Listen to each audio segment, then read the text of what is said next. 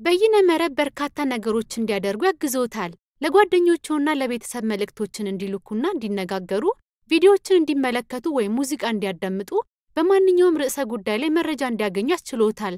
ወይም አዲስ ክህሎት ለመማር ከፈለጉ ያግዞታል። ይሁን እንጂ በዓለም ዙሪያ የሚገኝ ማንኛውም ሰው በይነ መረብን መጠቀም እንደሚችል ማስታወስ በጣም አስፈላጊ ነው። ይህ ማንም ሰው ሊገኝበት የሚፈልግ በጣም አስደናቂ ቦታ ያደርገዋል። ነገር ግን ጥንቃቄ ማድረግ አለብዎት። ማንኛውም ሰው ማንኛውንም ነገር መጻፍ ወይም ማናቸውንም ፎቶዎች ወይም ቪዲዮዎች ማከል ይችላል። ይህ ማለት አንዳንድ ጊዜ በይነ መረብ ላይ መጥፎ ነገሮች ይኖራሉ ማለት ነው። በተጨማሪም አንዳንድ ጊዜ እርስዎ ባይፈልጉም እንኳ ሰዎች ሊያነጋግሩት ይችላሉ ማለት ነው። በይነ መረብን ልክ እንደ እውነተኛ የማህበረሰብ መገናኛ ቦታ፣ ለምሳሌ በአካባቢው እንደሚገኝ የገበያ ቦታ የሚያዩት ከሆነ ደህንነትዎ እንደተጠበቀ መቆየት ይችላሉ። ልክ እንደ ማንኛውም የማህበረሰብ መገናኛ ቦታ ሁሉ የሚከተሉትን ማድረግ አለብዎት። የማያውቋቸውን ወይም የሚያስቸግሩትን ሰዎች ያግዷቸው ወይም ችላ ይበሏቸው። የግል መረጃውን ለግልዎ ያቆዩት። ለምሳሌ ማን እንደሆኑ፣ የት እንደሚኖሩና የይለፍ ቃሎችዎን ምንነት።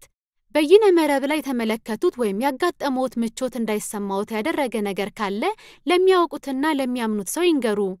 ለሌሎች ሰዎች ትህትናና አክብሮት ያሳዩ፣ እንዲሁም አያስቸግሯቸው። ሁሉም ስልኮችና መተግበሪያዎች የተሰሩት ደህንነትዎን ለማረጋገጥ መቀያየር ከሚችሏቸው ቅንብሮች ጋር ነው። ዋትስአፕን፣ ዩቲዩብን፣ ዊኪፒዲያን፣ ፌስቡክን፣ ካዮስን፣ አንድሮይድን ወይም ተንቀሳቃሽ ገንዘብን የተጠቀሙ ቢሆን ሊወስዷቸው የሚችሏቸው ቀላል እርምጃዎች አሉ። እነዚህም የሚከተሉትን ያካትታሉ።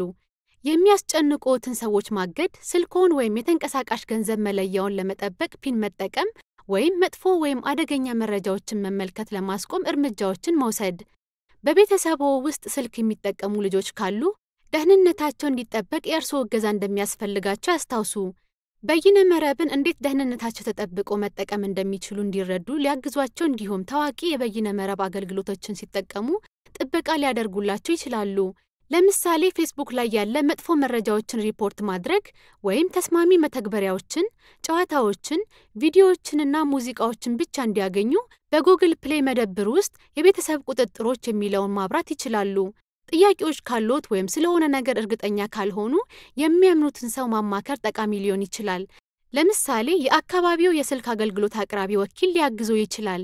በይነ መረብ በጣም አስደናቂ ቦታ ነው፣ ነገር ግን ጥንቃቄ ማድረግ አለብዎት። ጥቂት ቀላል እርምጃዎችን በመውሰድ የራስዎና የቤተሰብዎ ደህንነት ተጠብቆ እንዲቀጥል ማገዝ ይችላሉ።